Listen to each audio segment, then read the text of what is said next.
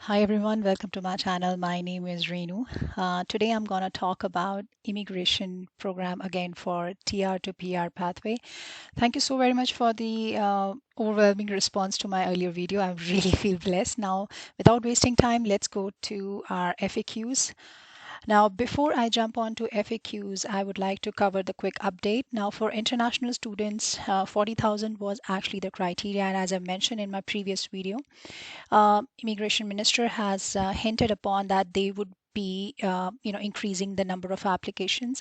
Reason being is that 40,000 application actually reached to its cap within 24 hours. So the review of application is still going on, and if you go onto the website, there is no update as such on AOR. So AOR has not been released yet. So once they acknowledge that, then they're gonna review the applications. They're gonna evaluate the candidates, and based upon that there would be innumerable application that would be considered as a part of incomplete, and I'm sure about that. Based upon my experience in immigration industry back there in India, as I mentioned time and again, that when the application is going for a review, and if the documents are not complete, it depends upon the visa officer. They can either reject the case or they will ask the candidate to submit it again. So it totally depends upon the visa officer.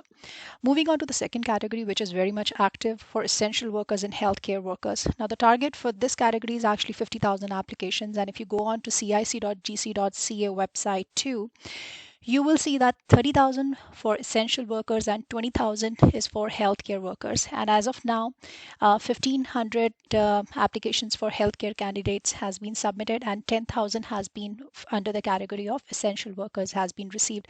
Again, they are reviewing it, and there are a lot of reasons that this category is not fulfilling because people have not appeared for IELTS. And as I mentioned in the previous video again, the site got crashed and people are still getting the dates, and they are getting the dates for like a month down the line and 2 months.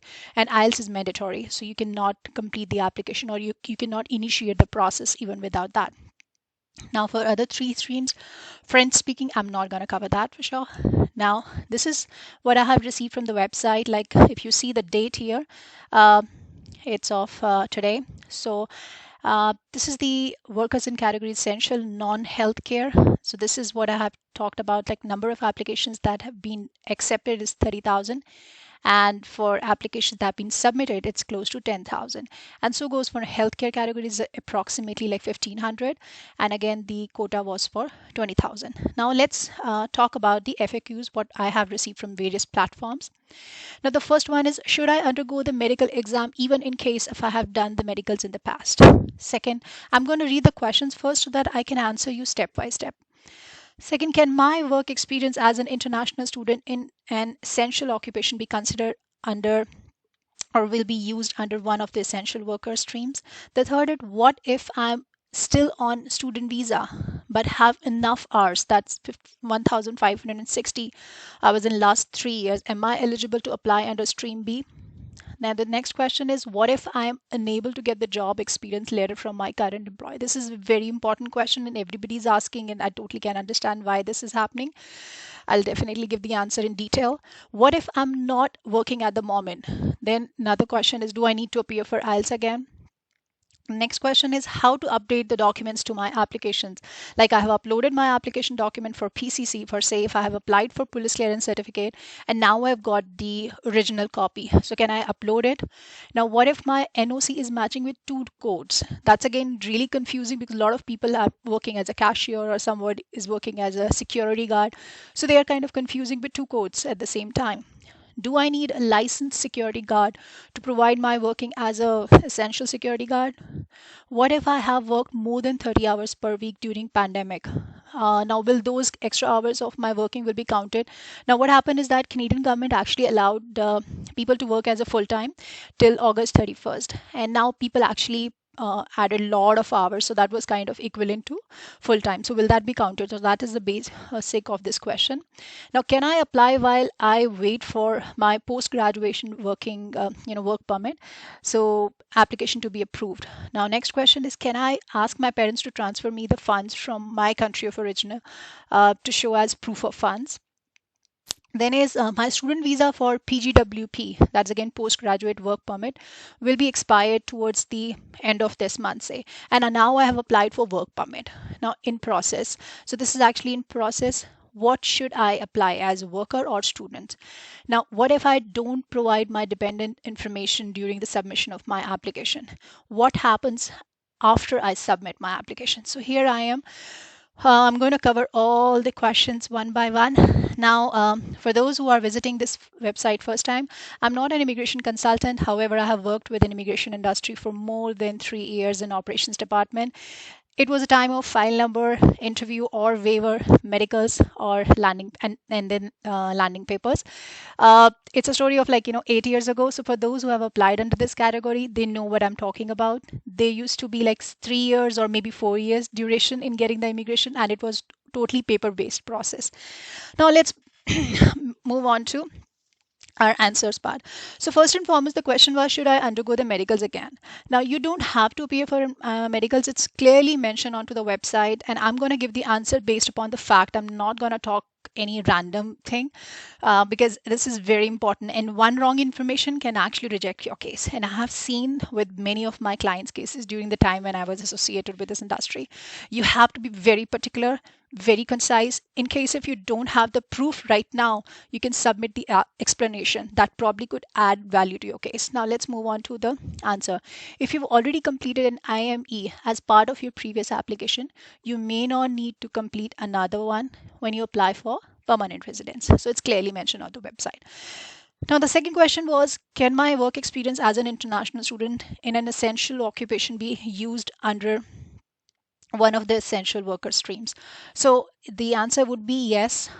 It would be considered if it's 1,560 hours in last 3 years. And it says here, now next support to my next question, what if I'm in student visa but have enough hours, more than 1,560 hours in last 3 years? Am I eligible to apply under stream B?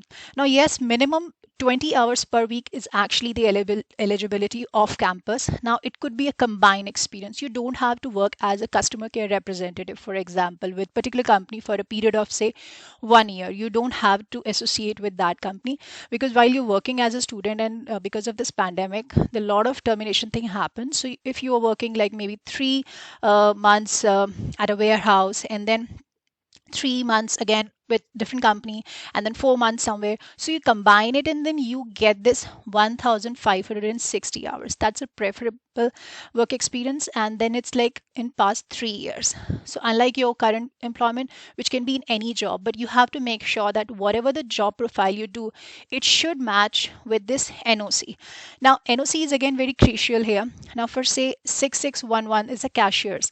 So if you go here and type in 6611, now a lot of people would get confused. Oh god, this is like cashier. Now if you go through the responsibility, like the one who operates the cash registers, optical price scanners, computers. So if I'm working as in a restaurant, I might not be doing that.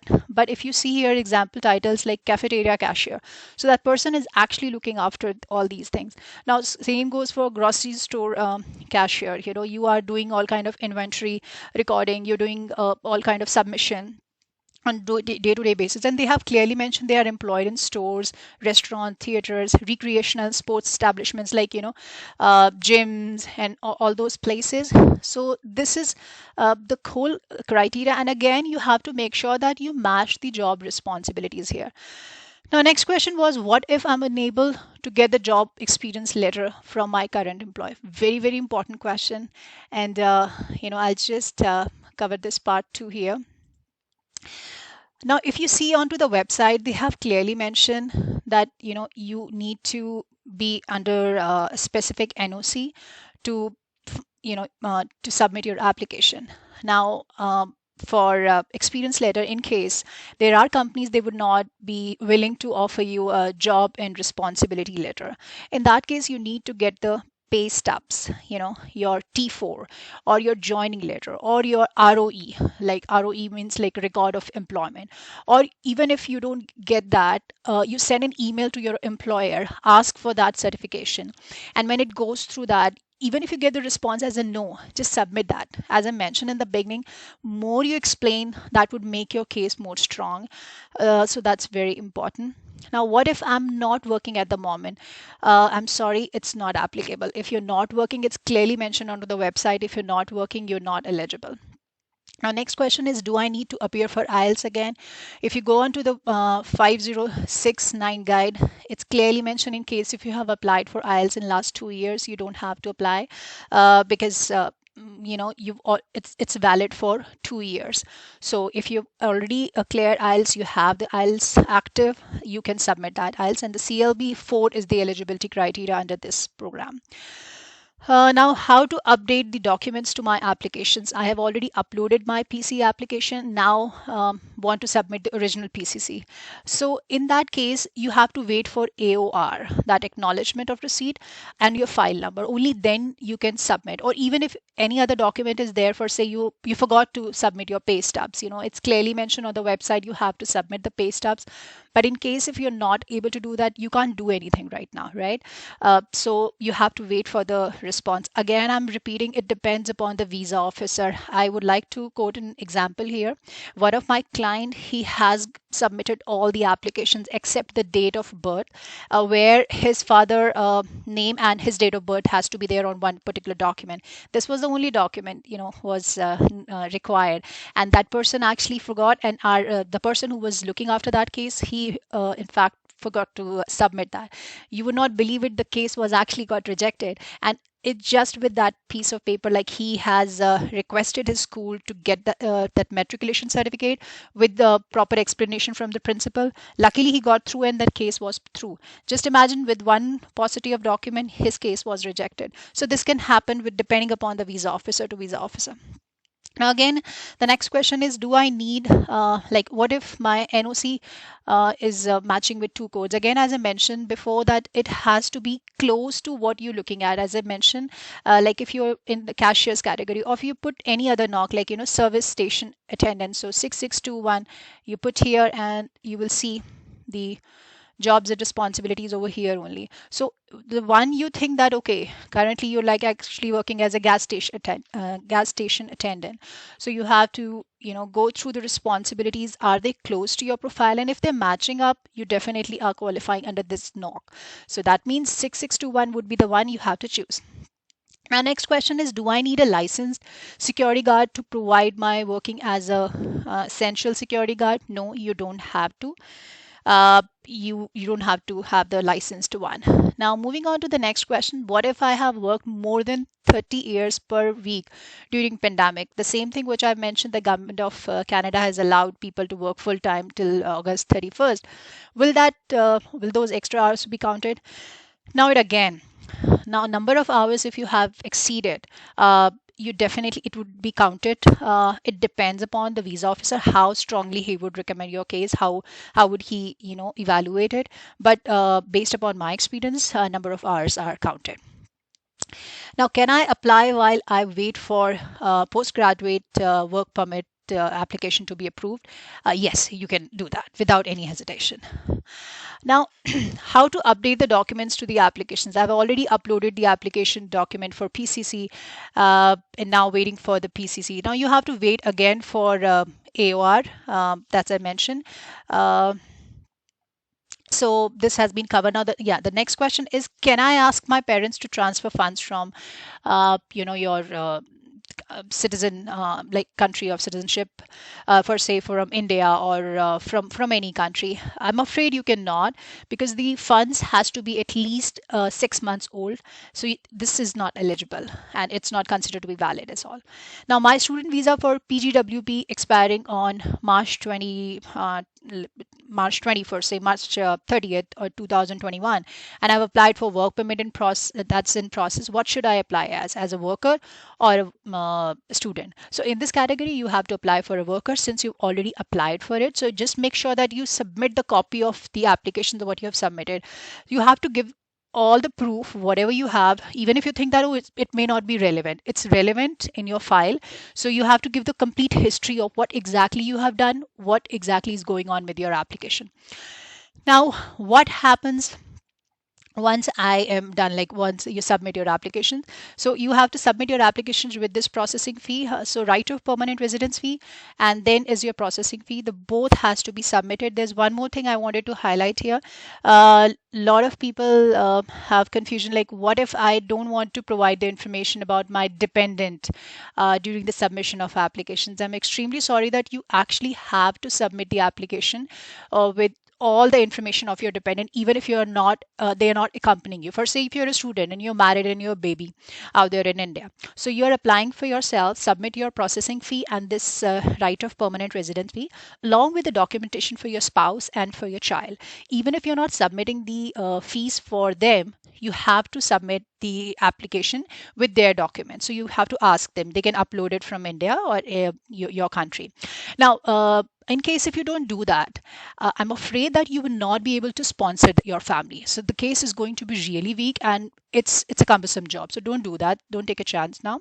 And once you know what happens after you submit your application. So once you submit your application, IRCC will conduct a comprehensive check on your applications to complete to see whether it's complete or not. And if it's been identified that the supporting documents are all up to the mark, the IELTS is all good, the work experience is there with all the supporting documents, pay stubs, T4, and everything, and then you have everything intact, you will be able to get the file number, and that's called AOR again.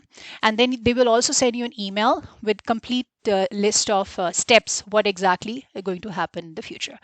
So these are the things, these are the 15 questions I have covered. I'm going to cover more for sure in my next coming video. Now few things I just wanted to highlight, that you can can you apply under this category or not. You can check online, and everything is mentioned out there onto the cic.gc.ca website. Just have to go through it minutely.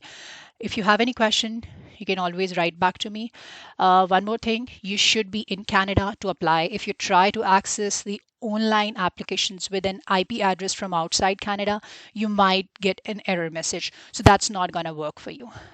I hope this video has been pretty helpful. If you like it, please subscribe to my channel so I can give you more updates time to time. You can press the bell icon to get the notification for my upcoming videos too. Yeah, I hope this has been a help. Thank you so very much. Take care and see you maybe by next week. Bye.